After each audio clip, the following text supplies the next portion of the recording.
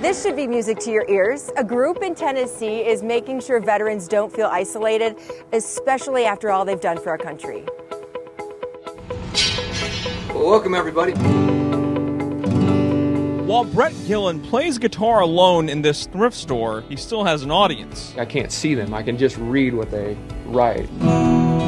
It's weird at first because you're just sitting here kind of talking to yourself. He's live streaming guitar lessons to veterans. Just like sitting in class. With Creative Vets, a nonprofit helping veterans heal through art and music. I was just so afraid that with this pandemic that veteran suicide is just going to go through the roof. Co-founder Richard Casper served in the Marine Corps. A lot of veterans are just forced to stay at home, which are starting to bring up those old triggers. In a partnership with Operation Stand Down Tennessee, he set up the streaming audio as a way to visit veterans like Domingo Rodriguez in Dallas. It's all about teamwork. You're never really alone. You never really, there's always someone that's there for you. I guess we just begin, huh? Storytelling also being taught through collage art by artist Wayne Brzezinka. I want them to hopefully feel safe enough to know that it's an option to use as a tool for their own recovery. Using familiar objects. Look at this. Oh, that's cool. Medallions, patches, different things that maybe they have in their personal collection from when they serve. To make self-portraits. There are no mistakes, as I like to say. As the nation stays home, there are some making sure those who serve aren't left behind. It was great to hear that a lot of our vets aren't going to be alone. Well, thank y'all for tuning in.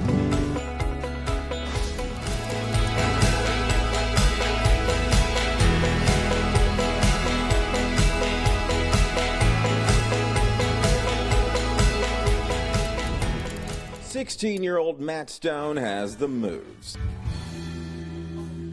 the charisma, the vocal range, natural entertainer, and the resume. He's been to Nashville, Memphis, California, Pennsylvania, Georgia. Yeah, on America's Got Talent. Yes, prior to the governor's stay-at-home order, this teen was on the grind, performing 3 to 4 times a week. We did have a show booked in Canada. That got canceled. But you can't stop this singer. He's engaging audiences with Facebook Live from his living room. Whatever gift you have, whatever you can bring, whether it's anything from toilet paper to singing, just try to give it, try to spread it as much as you can. I mean, this is becoming an opportunity for growth for everybody on the planet. Clinical specialist Paul Kurlanchik says the rise of live streams and virtual concerts aren't just mere entertainment. For some, they're a lifeline. It's not just a desire or a wish, it's part of our programming. We're programmed to be social animals. He says it's critical that people still have their physical, mental, emotional, and spiritual needs met. Technology is being stretched. How am I going to serve those 4 dimensions today to make me healthier by the end of the day? They say music changes every 6 months, so you kind of got to change with it. How much would you spend for a bottle of bourbon? What about $40,000? It's not just about the good bourbon, though. It's about the good intentions behind the bottle. While restaurants are considered essential business, many of them left essentially broke as the coronavirus pandemic started shutting down entire communities. My husband and I looked at each other and we said, oh my God, like this is going to completely put us out of business by tomorrow morning. A Tampa Bay treasure forced to cut down to their core staff. We went from 375 employees to 27 overnight. A decision no business owner ever wants to make.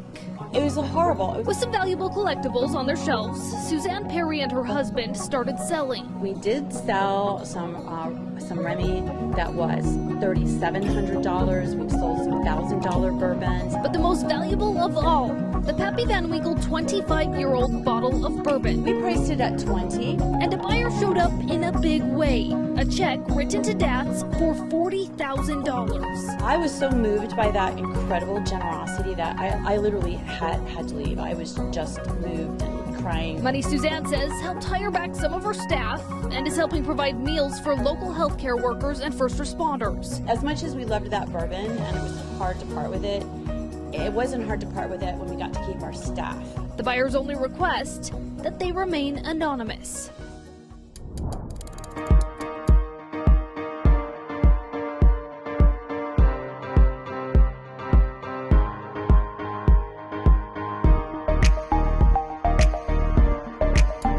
Hospital workers on the front lines experiencing a shortage of protective gear, but help is on the way. And there's certainly no shortage of avid skiers here in Utah. Ski Utah has teamed up with U.S. Ski and Snowboard to gather all those ski goggles collecting dust and sending them to Goggles for Docs. We're lucky here in Utah so far. We haven't seen a shortage of that, but here in Utah, we're happy to use all of our extra goggles that we can to send them all over the country. Thanks to a network of skiers and resort employees, they've already collected 450 pairs of goggles and shipped half of them to California and Colorado. There's not much we can do right now. We can't ski, and everyone's feeling a little bit lost, and pushing our goggles into the mail and sending them out to someone who really needs them right now is the best that we can do. If you're doing some spring cleaning and have new or used goggles to spare, sanitize them, clean the lenses, put them in a Ziploc bag, and you can drop them off at any of the 11 locations in Salt Lake and Park City.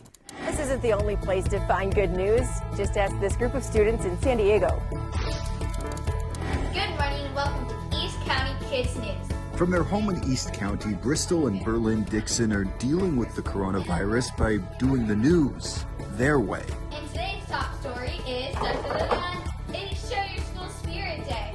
They've created East County Kids News, an extension of the school newscast they put on for W.D. Hall Elementary. We try taking what we would do at school and then just change it to what's going on in the community so everyone's involved, because it's not just one school that's having this difficult time, it's the whole entire community. In normal times, the W.D. Hall Hawkeye TV has announcements, Today's hot lunch is bean and beef cheese burrito, interviews with teachers and staff.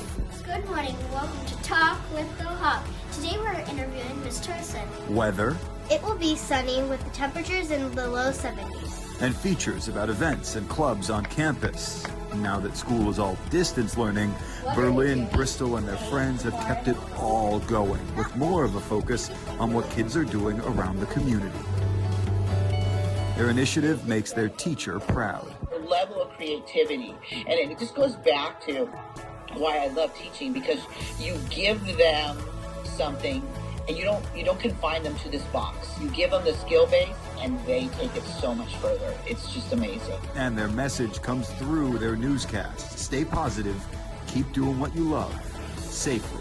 During this time, we can show kids that even when something is going wrong, you can still look on the positive. It's making other people reassured of, hey, I got this. We're gonna push through this and we're gonna overcome this difficult time.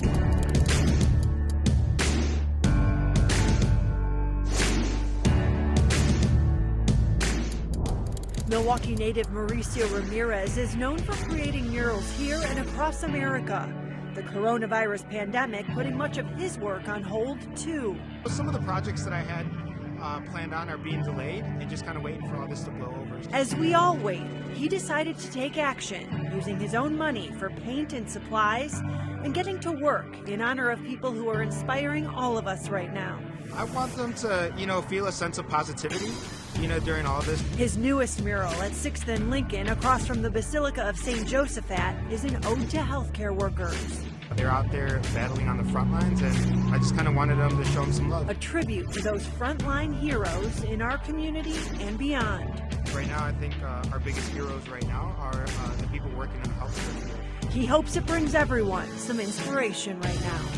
Anytime I can brighten up someone's day with a little bit of art, it always makes me happy. Getting a note from your teacher has never been so good.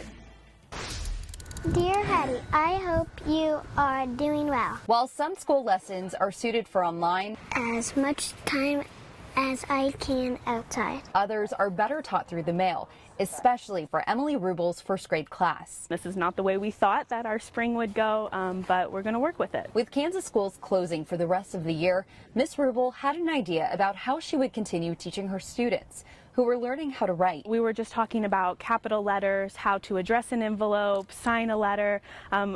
Absolutely no idea that this was going to lead to such a life lesson that we could use during this time. Deciding to send them each a letter. I was like, oh yeah, that's Miss Rubel's handwriting. Asking them. Tell me what you have been doing. To write her back. You opened it, and do you remember what came out first? Another envelope. Another envelope, a self-addressed stamp envelope, fell out. The goal, make it easier for them to respond.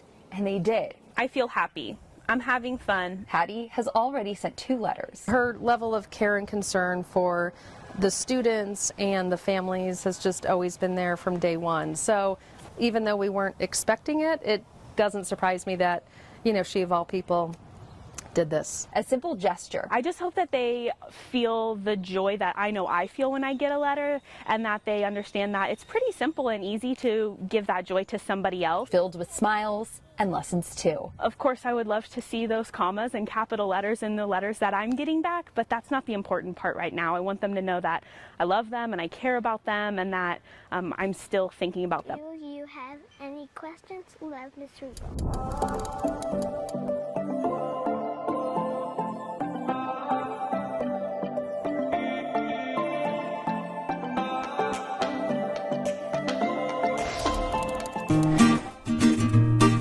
Don't judge someone until you walk a mile in their shoes. It's that saying that launched Gerard Chapman's nonprofit focused on at-risk youth. Before the coronavirus shut down schools in Aurora, Chapman led the after-school program, mentoring kids using art on shoes. And with it being shoes, a lot of kids see it and they're like, ooh, cool, shoes, I get to design shoes. And it's a way to encourage kids to express themselves through art while bringing awareness to issues they face. A great program facing a serious hurdle right now. The opportunity for us to kind of sit down in a very, intimate session amongst all of ourselves, the teachers, the other mentors, and the students, that aspect has been taken away. It's a little bit more difficult, to definitely grasp that emotional connection with them. But Chapman is taking the challenge online now during the statewide stay-at-home order, starting a contest where kids can design their own shoe, and the winner will get brand new shoes with their winning design painted by Chapman himself. But he says it's not about the best artist. Instead, there's a lot more to it. The story that ties into it is really what's very, very impactful for me to read the story and kind of gauge where the kid was coming from creatively. Finally, a simple reminder that we maybe need to hear a little bit more often these days. You are not alone. Whether you're watching this with your family or maybe you are home alone, remember that we're all in this together. In fact, you can still create amazing things even though we're apart, just like these kids in Florida. You hold your head up, you keep your chin up. Bryce Nagel is among 39 students across 3 different counties to lend their vocal cords for a new music video called You Are Not Alone. You are not alone. Seeing everyone in the video, it just kind of felt like what the song was talking about. Even though we are all isolated, we're still kind of all together in a way, still all connected. All these students are part of Bay Area Performing Arts and Casting. The song was originally written by Katie Combs for a musical, but when they had to stop rehearsing, she decided to think outside the box. What a perfect song for what the country's going through, what the world's going through. So Katie asked every student to sing by themselves, at home, into their phone, and email it in. This was a great way to get them singing, to get them using their talents, to get them participating in something that meant something to them, where they could kind of make some good out of a rough situation. The individual clips were then all edited together. Gabby Alves and her brother Caleb said they were blown away seeing themselves among all their friends singing in perfect harmony. I was like, oh, when am I going to come up?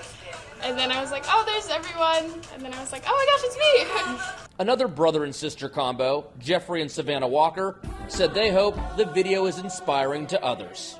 I feel like it'll help people know that we're not all alone. We're all going through this together. It's great to know that we're all trying and it's not going to stop us. I'll be your candle in the dark. Some very special kids with a very important message. You are not alone. There are amazing people doing amazing things out there all across the country, showing signs of unity and hope. And isn't that good to know?